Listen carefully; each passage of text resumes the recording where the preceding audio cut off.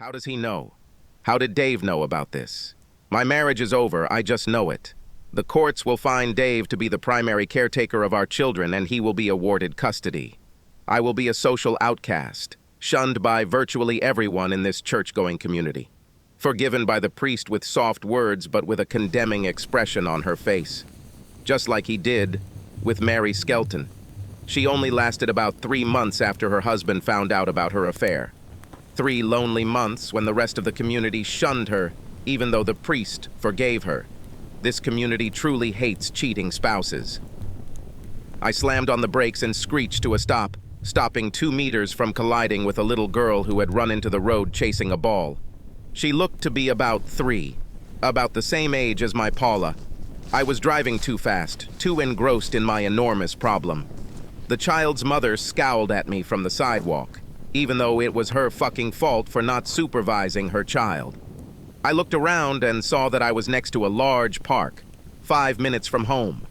I suppressed my fears, drove another 200 meter with shaking hands, and stopped before I knocked over someone out of absent-mindedness. How could Dave even think? No, that's stupid. Once Dave found out I was having an affair, it made sense that he would think poorly of me and want to cover his bases. He may run a small editorial office from home, but that doesn't mean he's stupid. Far from it. As soon as he found out, of course, he thought that this was not my first case and began to do DNA tests on the children. But how the hell did he know? Both Carl and I were so careful. The thoughts reminded me of Carl. I picked up my phone and moved it onto Carla if Dave ever asked, a colleague who had recently started working. My motto was to stay as close to the truth as possible. My message, can you talk? While waiting for an answer, I continued to kick myself. Why? Oh, why did I let this smooth-talking little shit seduce me? No, come on, be honest, it's not fair. The way we slept the first time was not seduction and is understandable. This happened while we were out of town.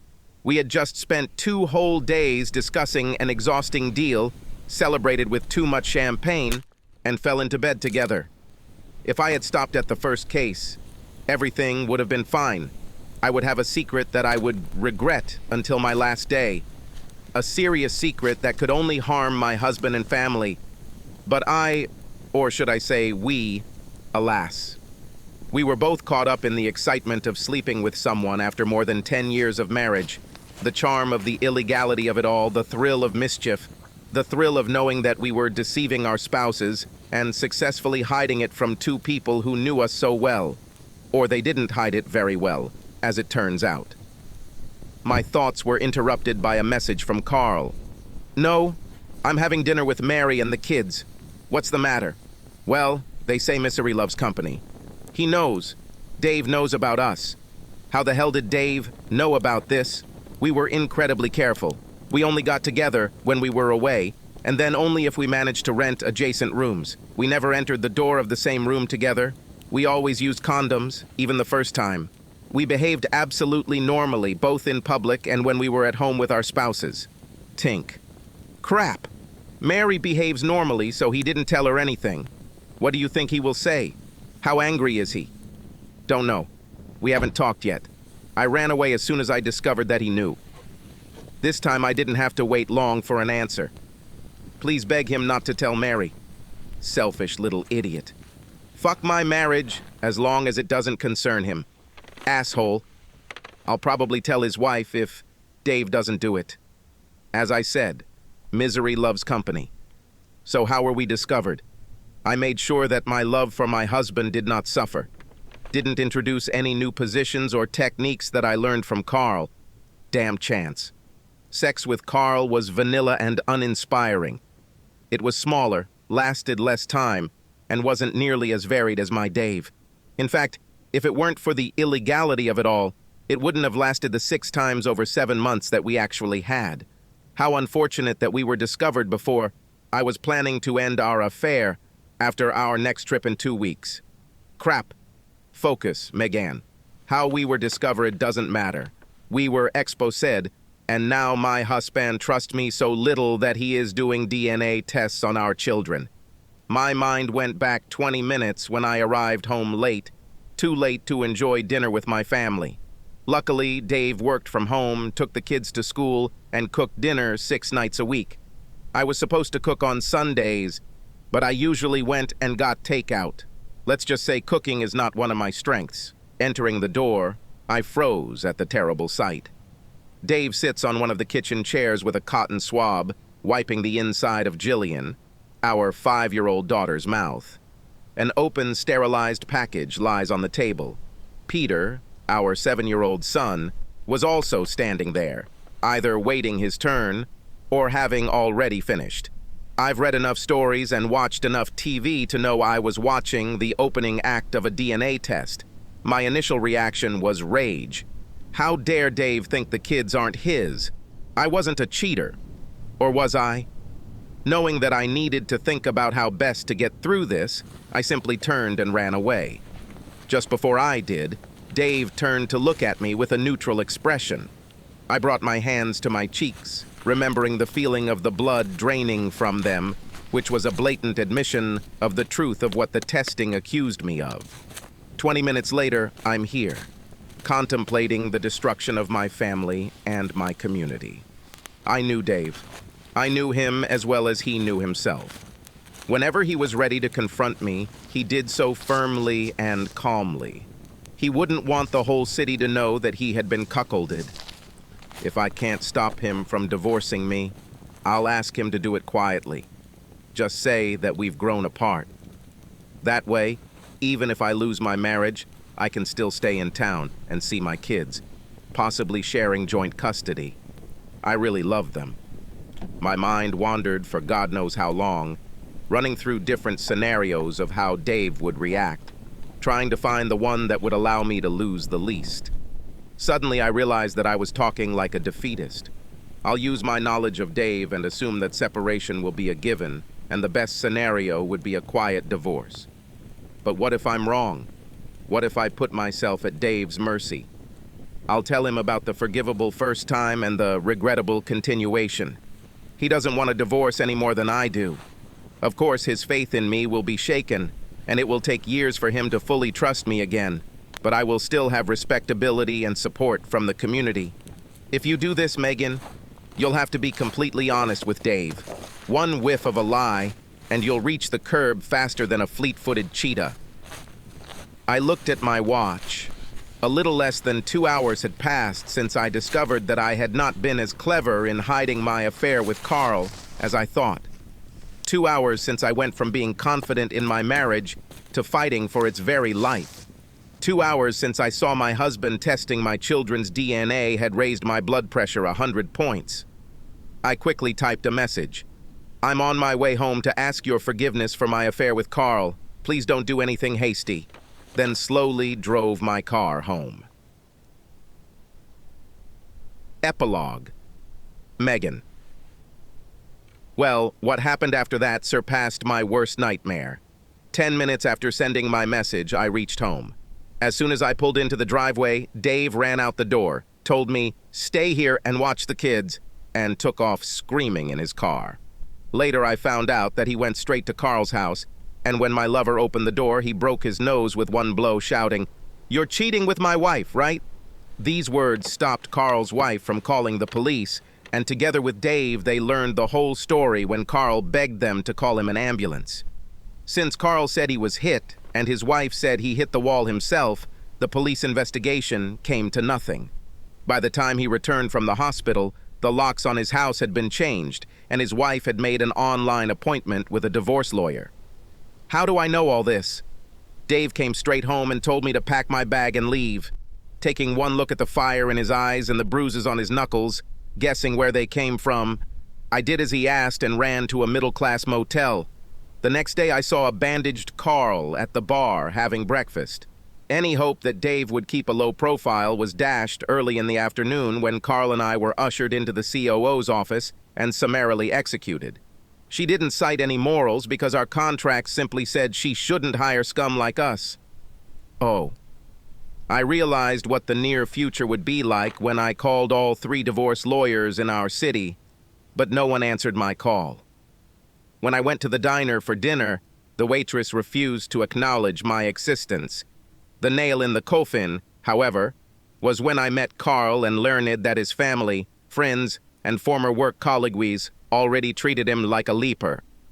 Within 2 days, spurred on by a visit from the motel manager who said his establishment was fully booked. Yes, that's right. Carl and I resigned ourselves to the inevitable and left town.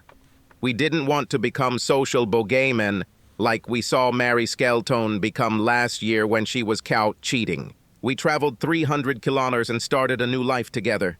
This didn't last long. I know I'm probably saying something so damn obvious, but when two scammers team up, there is no trust. Stupid.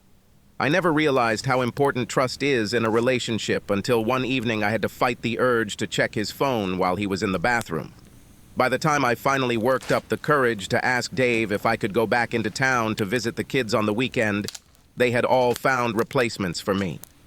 He was a fine catch, and as soon as he was free, the vultures, being attractive singles and widows, declared their interest.